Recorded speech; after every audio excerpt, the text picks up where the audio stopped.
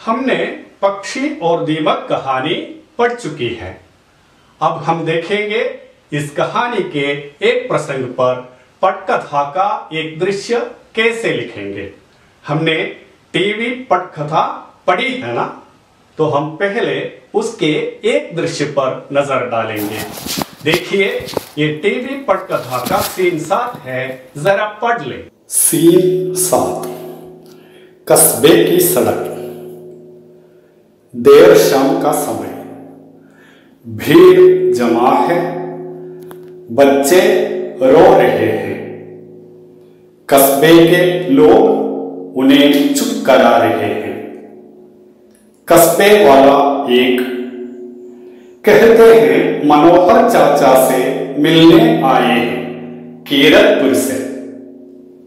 कस्बे वाला 2, अब चुप हो जाओ, डरो मत। क्या नाम है तुम्हारा? लल्लू। लल्लू। चुन्नी रोते हुए, मुझे घर जाना है। मनोहर चाचा आ जाते हैं, गोपू को उठा लेते हैं। मनोहर, अरे गोपू, तुम अकेले कैसे आ गए? गोपू, टीवी देखना था हम तीनों को। कस्बे वाले एक दूसरे का मुंह देखते हैं। मनोहर बच्चों को ले जाता है। क्या लिखा है? देखिए, कस्बे की सड़क। ये छोटा सा वाक्य क्या सूचना दे रहा है? पढ़ने से मालूम होता है कि ये दृश्य कहां है अथवा किस स्थान का है। अगला वाक्य देखिए, देर शाम का समय। इससे हम क्या समझ सकते हैं? इसका मतलब है इस दृश्य का समय क्या है। अब देखिए कोष्टक में क्या लिखा है। भीड़ जमा है, बच्चे रो रहे हैं। कस्बे के लोग उन्हें चुप करा रहे हैं।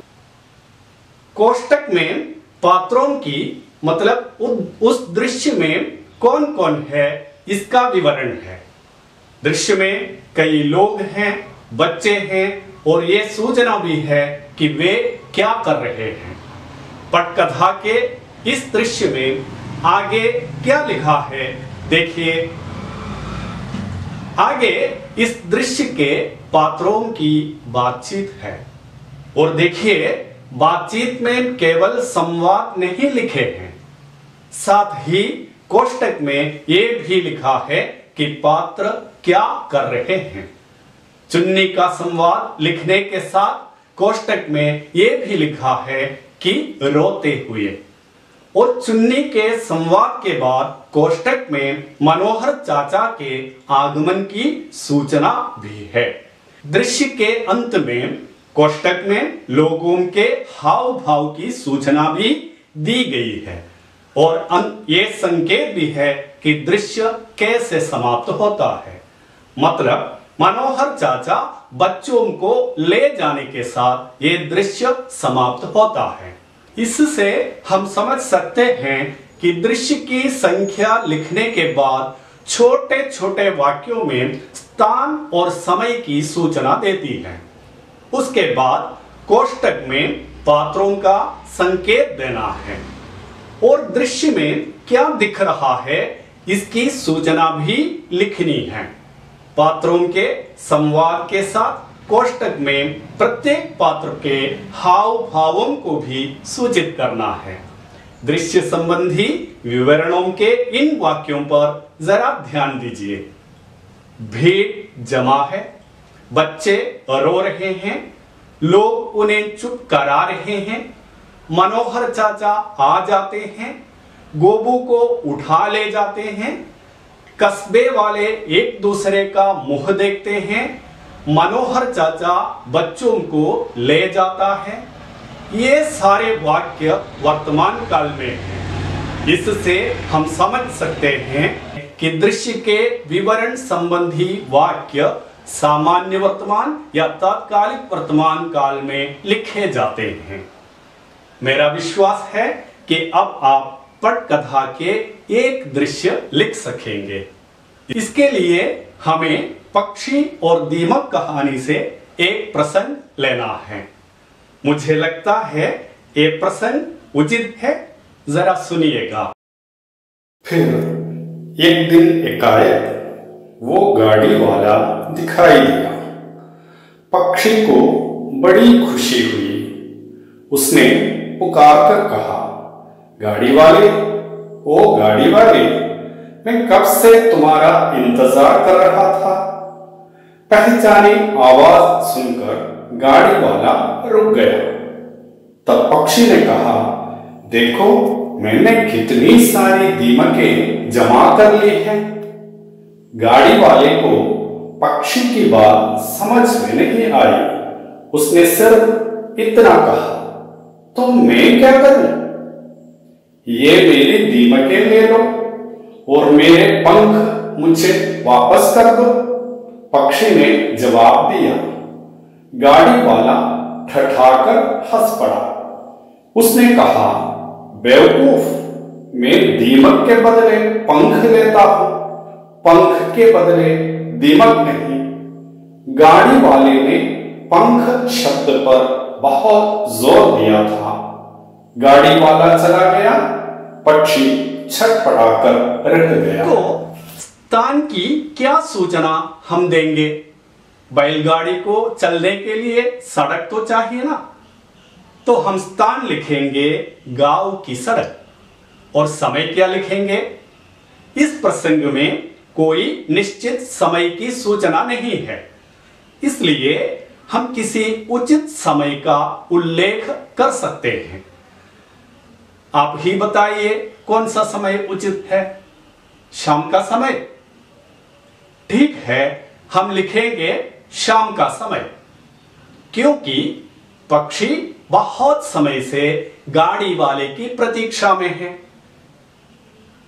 अब सोचिए, दृश्य में पहले क्या दिख रहा है?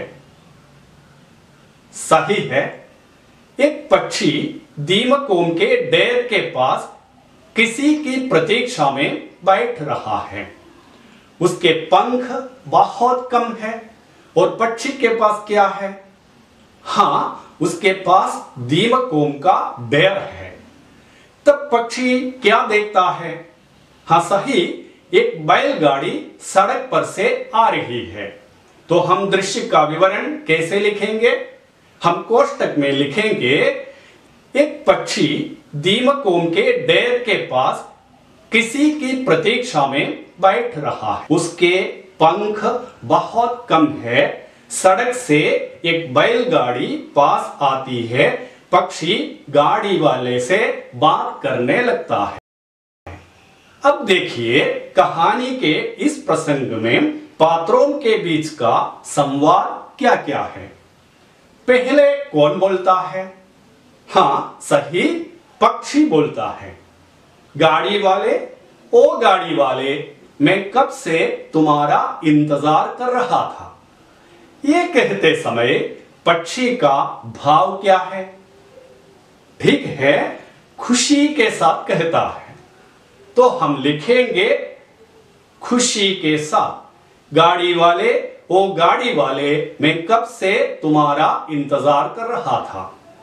पक्षी की इस बात पर गाड़ी वाला कोई उत्तर देता है? नहीं ना। तो हम लिखेंगे गाड़ी वाला मौन रहकर पक्षी की ओर देखता है। फिर पक्षी क्या कहता है? पक्षी कहता है, देखो मैंने कितनी सारी दीमकें जमा कर ली है। आगे गाड़ी वाला क्या कहता है? हाँ, तो मैं क्या करूं? ये वो किस भाव से कहता है? कुछ अनजान सा कहता है। तो हम संवाद के पहले कोष्टक में जोड़ेंगे कुछ अनजान सा। आगे पक्षी दीमकों के ढेर की ओर इशारा करके कहता है, ये मेरी दीमकें ले लो और मेरे पंख मुझे वापस कर दो। तो हम लिखेंगे दीमकों के ढेर की ओर इशारा करते हुए, ये मेरी दीमकें ले लो और मेरे पंख मुझे वापस कर दो। इस पर गाड़ी वाले का जवाब क्या है, जरा देखिए। बेवकूफ, मैं दीमक के बदले पंख लेता हूं, पंख के बदले दीमक नहीं।